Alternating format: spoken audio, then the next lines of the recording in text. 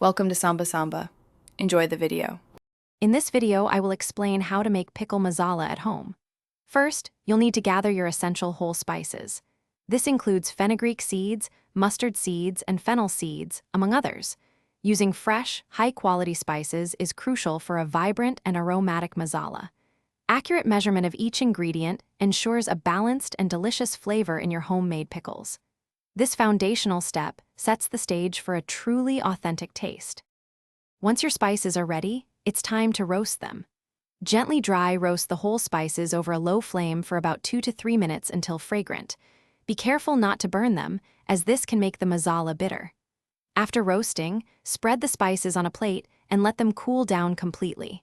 Then, transfer them to a spice grinder and pulse until you achieve a coarse powder, not a fine one. Now, let's bring it all together. In a bowl, combine your freshly ground spice mixture with turmeric powder and red chili powder. You can adjust the chili powder to your preferred spice level. For an authentic flavor, add a small pinch of asafoetida. Mix everything thoroughly until well combined. Once prepared, store your homemade pickle masala in a clean, dry, airtight container away from direct sunlight to maintain its freshness for several months.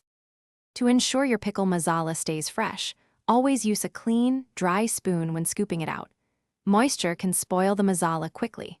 For an extra layer of preservation and flavor, you might consider adding about 1 tablespoon of rock salt to the mixture. This also helps enhance the overall taste of your pickles. Remember to check the description for links to the Echo Dot and other great deals to enhance your home experience.